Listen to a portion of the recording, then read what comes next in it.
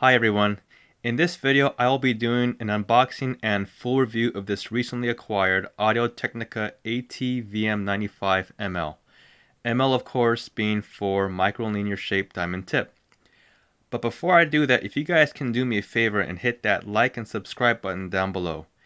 That really helps YouTube to make this video appear easier in the search bar so that other people can easily find access to this information that I'm about to share with you guys. Also too, be sure to check out and subscribe to my other YouTube channel, which is called Vinyl Tune. It's where I post videos of vinyl music from my own personal collection, and all of them are recorded in high quality hi-fi sound. The link is below in the description as well. Now the VM series of Audio-Technica's phono cartridges, they all share the same design of the cartridge itself amongst all the different models, but really what sets them all apart from one another, both sound-wise and more importantly cost-wise, are the cut of the diamond tips. You see, each of the VM series models sound very good to begin with, but as you begin to build that ear for fine quality music and listening, and you really get to pick up a lot of those details, the higher end tips, namely their nude microlinear and Shibata tips, will be able to read and output the sound in extreme detail and clarity of the vinyl records without any distortion or sibilance, thereby giving listeners like yourself that full hi-fi listening experience that you otherwise won't be able to get if you're listening to, let's say music streamed online, or in some instances from, some of the factory CDs and cassette tapes. However, if, you're listening to a version of the song that has been remastered, I mean, there's just no comparison at all because typically remastered versions of the song should sound better than the original version. So there won't be a fair comparison in that case. Now, as you can see here, I'm going to show you all of the contents here, starting with what's on the outside of the box. So here you can see that, again, it is a micro linear tip phono cartridge. And on the back side here, let's go ahead and see what's actually behind here. And as you can see here, this product is made in China.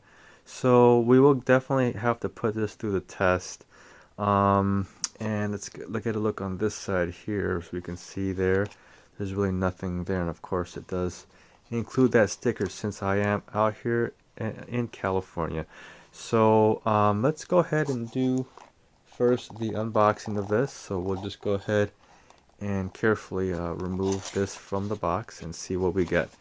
So the first thing I see here is just some information that's neatly packed inside, so we can probably try to see if we can take this out.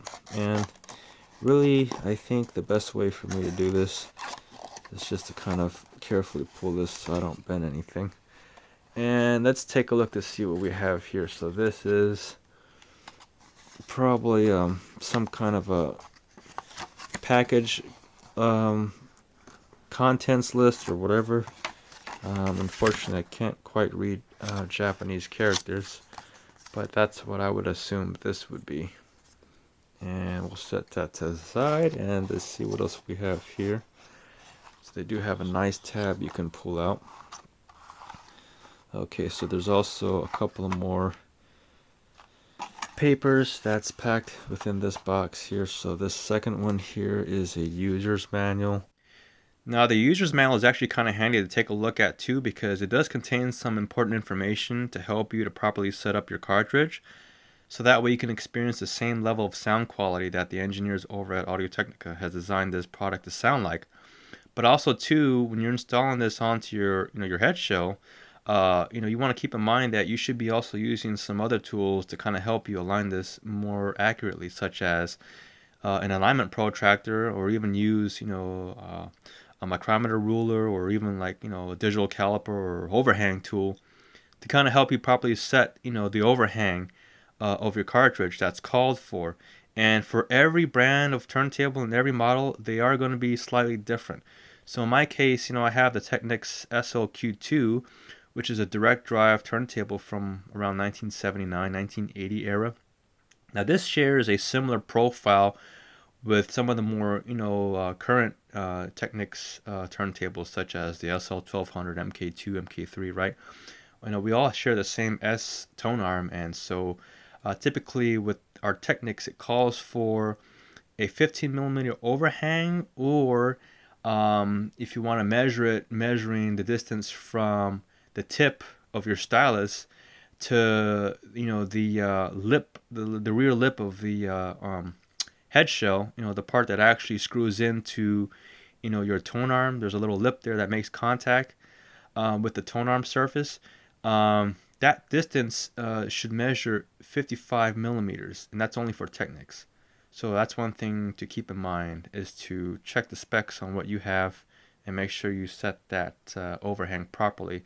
And another thing too with the protractor, that also allows you to properly dial in, the angle of which your cartridge will sit at. So there's different, ways of setting it up. I mean, there's a couple of different ones. I can't really think of it on top of my head, except for the one that's called, I think it's called log friend or long friend. I don't know if you guys can correct me, but there's two different kinds also. Even with that setting, there's a type A and type B, and I think the type A is usually set for giving you the least amount of distortion on the outer grooves of a record, namely 12-inch records, whereas if you set it up with long fret B, that would kind of minimize distortion on the inner groove. So it's really good for if you're trying to record tracks or listen to tracks where the tracks are almost towards the center of your turntable, or if you're listening to like 45 RPM records, then I would mainly have your setup to log fret B, so that way you'll minimize distortion and it'll be the right angle when your tone arm, your cartridge, is more towards the center. So we'll go ahead and put this to the side for now, and then let's see. The third thing that we have is this guy here, which, let's see what this is here. This is just some kind of like a legal disclaimer on how to dispose used electronic components, and it's just telling you, basically that dispose of it in a proper channel where they accept used electronic devices. In other words, it's really bad to just kind of throw these things in the trash, because they do end up in the landfills, and eventually the birds eat them, and they spread. So you also do get a tool here, which I will not be using. I do have my own set of precision screwdrivers, so I will not use that. I also have my own set of screws, but it's nice that they include some aluminium screws there for you with washers. And let's see, this is now the featured product. So as you can see here, here is the actual cartridge itself. And let me see if I can bump up the brightness just a little bit for you there without bleeding it too much. I am shooting at nighttime, so please excuse me. We'll go ahead and take this out the package, and let's see, this is how it looks like here. As you can see, for $175 US is how much I paid for this. I'm already seeing a little bit of stuff here on the side, so again, it's just kind of telling me a little bit about the construction of this, and I hope that it was put correctly. And I hope it does give me the sound that it was intended to do. Now here is actually the most crucial part of the entire thing. Really, it's just the stylus. With a lot of these cartridges, especially with the Audio-Technica cartridges, and even with Shure cartridges and some Ortofon cartridges, and whatever brand you have, Stanton, Pickering, really the electronics on the inside, from model to model, are not really significantly different. I mean, they do contain the pretty basic, electronic components inside the cartridge. Premium, higher end models might use,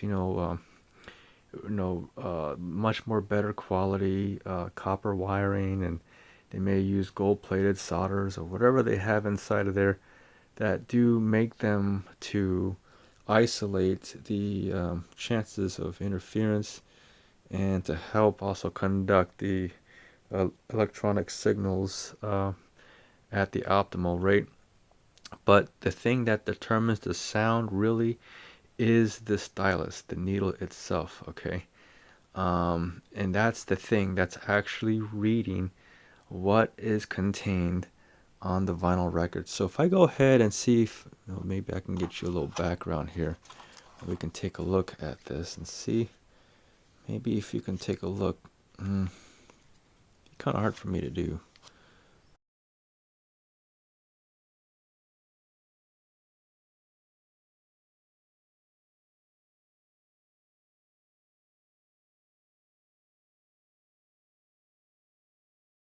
But really, the shape of the tip, you can Google it, and I'll link you to a website below if you ever want to take interest in learning about stylus tips for these cartridges. It's really an art form, really, but it's also just quite uh, an interesting thing to kind of learn because it's just a whole science behind it, and really it makes sense when you actually get to learn the different type of designs and how they function and why a certain design on the tip would actually give you a more realistic, more studio-like sound versus another tip that would just give you a sound that maybe would sound like you're playing it from an old Fisher Price, Big Bird type of a radio. So I'm going to stop talking now. I'm going to go ahead and mount this onto one of the head shells that I have available just lying around. And then what I'm going to do is I'm going to put this to a test. I'm going to test this with two of my workhorses, I call them. These are, two other phono cartridges that I mainly use on my channel for making my videos, and really, they are the two movie magnet cartridges that I do have that kind of have, the best tip and best sound reproduction, really. And this one here that I pulled out first is an old Audio Technica AT450. Now, this one's kind of hard to find. They did have quite a bit of these available, in the last 2 to 3 years. But with the sudden explosion of vinyl and a new interest with the new generation, a lot of people, I don't know, they just somehow picked up on this one, and all of the ones that I saw that were once available online are no longer available. So it is kind of a rare gem now. This is normally a cartridge, which is what they call a P mount. In other words, there's turntables that are made where you simply would plug in the phono cartridge, and it has these pins on the back, but you'd simply just slide it into the actual tone arm itself rather than having to mount it separately on a head shell like this. The turntable I use is an old Technica SL-Q2 direct drive turntable. It's a turntable that came, I think, around 1979, 1980, somewhere around there. And it uses a regular S tone arm, which accepts these type of head shell. But you can get these adapters for them, and they only cost a couple of dollars, really. If you find them online, you can really find these for a couple of dollars, and you can just mount these as normal, and you can use a P mount cartridge like this. Now, the tip on these, well, originally this came with, I believe this came with a hyper elliptical or a special nude elliptical kind of a tip. However, when I acquired this cartridge, it didn't come with a stylus, and so I was able to locate this one, and I think they go by these dots in the middle is how they pretty much separate them into the different kinds of tips. So I think this one, where it's the same color, I think, as the body, I think this one would be the hyperelliptical or the special nude elliptical. I mean, it's really scarce information, but I found conflicting information online about whether or not they had the nude elliptical or the hyper elliptical. Some people say it was a hyper, some say it was a nude, but in any case, that's what that is. I also do have some other tips for it as well. This one here, as you can see, the shape on the little symbol here is actually the shape of a ciabatta, and I acquired this one kind of recently, this year actually, and I took a chance on it. However, when I did some extensive tests on this one here, for some odd reason, it just seems to me, even visually, if you look at it really closely, it just looks like the tip is halfway gone for some reason. And I was actually kind of surprised that when I put that up against this one here, which I believed to be a hyperelliptical or whatever this may be, special elliptical, that it was this was getting a lower dynamic range reading than this one. So again, was kind of disappointed at that because I was expecting this one to have a higher output than this one. But in any case, it is what it is. And of course, you've seen this one a lot on my channel. This one is a Stanton 881S. Again, this one is this Audio Technica was a 1980s phono cartridge, and I believe this one here would be a very early 1980s, maybe 80 or 81 is when this one probably came out too. And really this built up on previous designs, and actually Stanton acquired the rights of Pickering, and so that's why you see that the phono cartridges itself look very similar to a Pickering phono cartridges, because Stanton outright bought out the company and just kind of built up on it. But this was their flagship moving magnet. These are all moving magnet, by the way. This was their flagship moving magnet phono cartridge at that time. Originally, this came with a stereo-hedron stylus, which is pretty comparable of what a ciabatta would be. It was just kind of, their patented thing. And unfortunately, we've had this cartridge in my family for a while, and this was given to me about 10 years ago, and the stylus was long gone by then. I think it had been broken off and discarded, and it's kind of sad because it's actually a really rare piece to find. And so with that, I was kind of bummed out, but luckily there's a company called LP Gear which makes replacement stylus for this type of phono cartridge. And it was kind of funny actually when you look at their website. They do recommend you get it's an actual white colored stylus, which is the original color of this stylus. The stereo-hedron was a white colored stylus. However, the one that was made for the Stanton, it actually covers this entire front end here.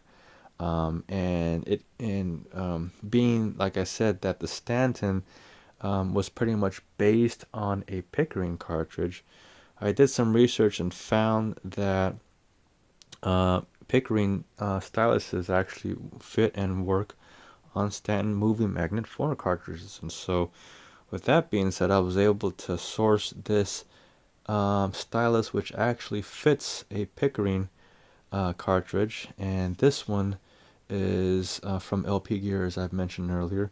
And this one, LP Gear claims to be what's called a vivid line. Now, I bought this initially thinking that this was comparable to a linear contact, which would be very similar to a microlinear in terms of the design and its ability to read all of the information within the groove of the vinyl records. However, when I did even more research, I was finding conflicting opinions about what this LP gear company means by a vivid line. Because with Audio-Technica, they do offer an actual linear contact stylus, and I mentioned that is pretty comparable to a microlinear, but they don't call it a vivid line, and I think that's just a name that the LP gear guys have came up. And again, I was under the impressions that this would be same as a linear contact tip, but when I found some other people on another audio forum, they were saying that these styluses is actually some form of a hyper elliptical kind of a design and not a true line contact tip. So I'm assuming that's what that is, because although this sounds really good, and you've heard a lot of my recordings how well this sounds, and the dynamic range is actually pretty high. It will give you a pretty high reading. It does, and I did have some people comment saying that it does kind of roll off in the mid-range frequencies of the audio spectrum, and the very high frequencies, it tends to kind of overemphasize that a little bit. So this will give you a very detailed sound, but it's it's actually a little bit of a more brighter sound to your ears than probably would be pleasing.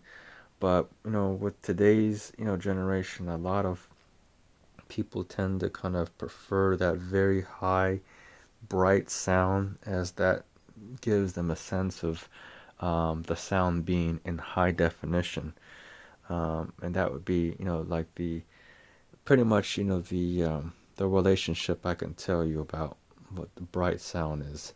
It's pretty much, imagine it being as a full HD sound versus a very low quality audio stream sound. If you stream music online, you'll know what I mean. So with that said, I'm going to end the video here, and I'm going to continue it with the song I'm going to be comparing these with, and that song is actually going to be this here Fleetwood Mac off of their Rumors album. I'm going to be playing the song Dreams here. Okay. Now this is an original 1977 Warner Brothers pressing of this record, and the particular one that I have for you is mastered by Capitol, which if you look at the dead wax, which is the part which is like right outside of the label, it's actually between the label and the very last groove of the song of the record. It's called the dead wax. For those who don't know, it actually has a stamp that says mastered by Capitol. I mean, this had really great sounding vocals, but overall the mastering on this particular version was a little bit more subdued, had a little bit more flatter but more natural sound than the 1977 Warner Brothers that did not say mastered by Capitol.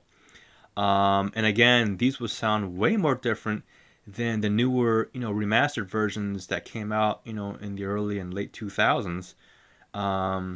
For example, there's even a 45 RPM cut that was mastered by Palace, and that's probably like the number one, best sounding record of this album you can find today. I think the second one will be one that's actually pressed in Japan. So all of them will kind of sound a little bit different. They'll honestly, if you don't have really an audiophile ear, they'll kind of sound like they have a lot of different EQ done to them.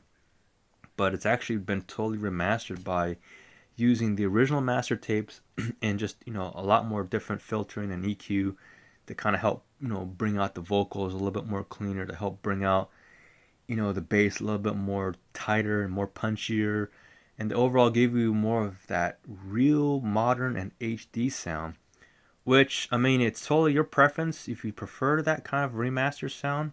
Um, I would evidently, I mean, I would like to have a copy of that kind of pressing, just to kind of have one that doesn't have any scratches or any flaws on it at all, and just something that sounds real HD. But again, I kind of enjoy listening to the song the way it was pressed, um, when it was, produced by these, people back in the days. I mean, I like to kind of hear and experience what they were kind of hearing and feeling, um, as they made their final touches to the song before they released it to the public back in 1977. That's just kind of where I come from. So, just a little side note on that. So, to avoid copyright violations on YouTube, I was actually not able to include the actual sound clips here for you guys. I mean, I do have a sound sample on my other YouTube page, Final Tune, but unfortunately, I am using a different Audio Technica cartridge to make that video.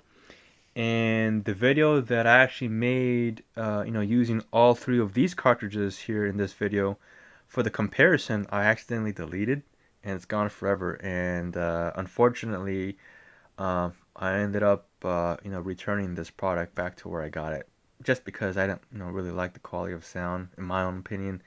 And I already have cartridges that sound as good, and so there's really no need for me to, fork out, money when I already have something that sounds that good. But in any case, just a little side note on that. But what I can tell you is that for the VM95ML, it does sound very, very good though. And I must have to say that, the sound quality was really good. I mean, the sound clarity was excellent. No question about that. I mean, every instrument, every guitar plug, even the vocals, I mean, they were all clear. They were all detailed, and there was absolutely no sibilance at all.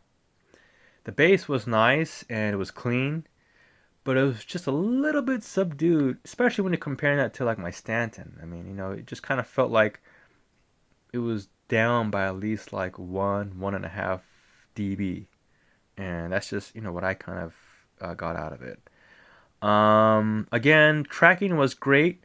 My record is warped, by the way, so if you go on my YouTube channel and watch, the video I posted very recently, you will see that it is warped pretty bad. However, even though my record was warped, I only had about 1.6 grams, and the VM95 was able to hold track, and it sounded great. Where it did lack, in my opinion, in comparison with my ancient cartridges, was the channel separation. And you can hear the separation on the VM. Don't get me wrong, I mean, you could definitely hear the instruments on the left and the right, but it's just not as jaw-dropping as my Stanton. I'll get into that in just a second. So comparing the VM95 to the Audio Technica AT450, the AT450 sounded very clear and detailed as well. As I said, the VM95 had in the least amount of channel separation of all of these. However, since the tip on my AT450 is not a microlinear or Shibata tip, it did lack a little bit of that, detail that, the VM95 is able to give you, given that this has that nude microlinear tip. I just wasn't getting some of the little last bits of higher frequency information. For example, when the drummer would hit the hi-hats, um, the hi-hat, the sound would actually roll off maybe a second earlier than it would with the VM95, where you can still hear it for another whole second. I mean, you can still hear the sound fading away of the hi-hat when it crashes the cymbal. You can still hear that roll off, and the sound extend for one more second longer than my AT450. But I mean, for the average ear, you wouldn't notice it. But for an audiophile ear like myself, I mean, you can definitely hear that. Also, too, on the vocals, I mean, with some of, the really sharp tones of the vocals, I felt like the VM95, again, gave me a more cleaner and detailed, higher frequency sound. The AT450 was also very clear, but it just wasn't as detailed because, again, it's not able to pick up as deep into the groove as that finely cut nude microline tip that the VM95 has. And so again, it just kind of shows, it kind of, I just want to kind of show you that difference between even a hyperelliptical tip versus a microlinear tip. I mean, there is going to be a little bit of information you're just not going to be able to hear.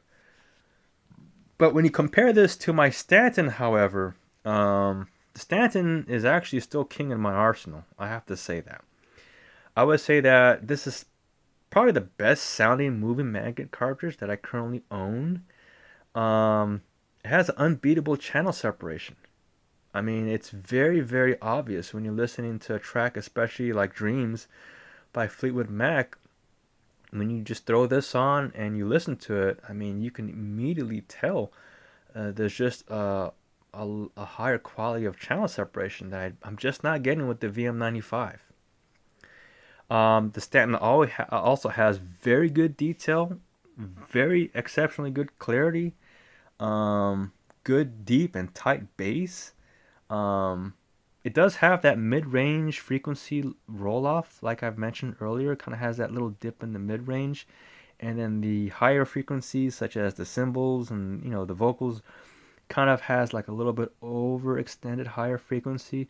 But again, that gives it that really nice, bright, full HD sound that a lot of young listeners like. And again, it's just something that I kind of became accustomed to. Had I listened to this 10, 15 years ago, I probably wouldn't have been using it because I wouldn't have been a fan of, the slightly harsh sounding higher frequencies. But again, just with all the sound nowadays, with, modern music sounding very, very bright and, very HD, I mean, I just grew on it. So again, this became kind of like my number one workhorse in my arsenal. But however, at the current street value of over $800 for this Stanton on eBay, I mean, you're going to be very, very pleased with the VM95ML for just $175, and that's brand new. I mean, that's coming with a factory microlinear stylus. I mean, on my Stanton, as I mentioned to you, it's not even the original stylus, so even though it sounds a little better, I mean, for what, $600 more dollars?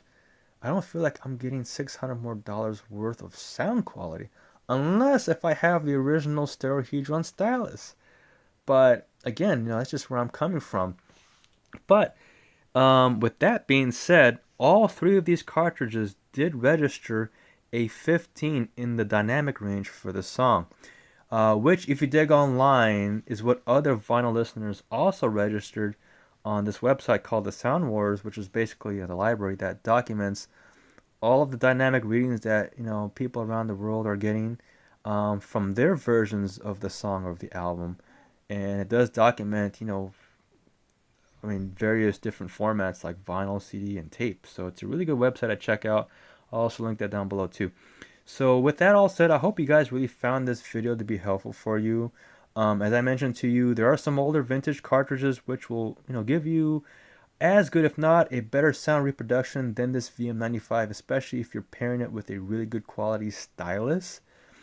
But again, due to the rarity and basically the discontinued nature of these vintage cartridges, I mean, you're going to have to fork out an arm and leg for it if you want to get one of these. And that's if you're lucky to even find, some of these online. Some of them you just can't even find at all. But if you're looking to upgrade from your first phono cartridges, I mean, if you're just new to the vinyl game and you're looking for an upgrade, this VM95ML is probably one of the best bang for your money. I mean, you'll be making a very good investment buying one of these, and I guarantee you won't regret it, as long as you don't break the stylus off, because really, the stylus on this bad boy alone costs $145, and it is the more important part of the actual cartridge itself, in my opinion, and it is the piece that really gives it, the sound signature. So with that being said, I think you're getting a really good deal with this one. I would really recommend it to people who are looking to upgrade what they got. So I'm going to end the video here, you guys. I know it's a long video, but again, I really hope you guys do enjoy this content and found it very interesting. Please leave me a comment below. Tell me what you think. Share me some of the experiences that you have. If you've owned one of these and you compare it to whatever things you've heard or owned in the past. Again, please like and subscribe to my channel and to my other YouTube channel. And again, I hope you guys really do have a great day. Thank you.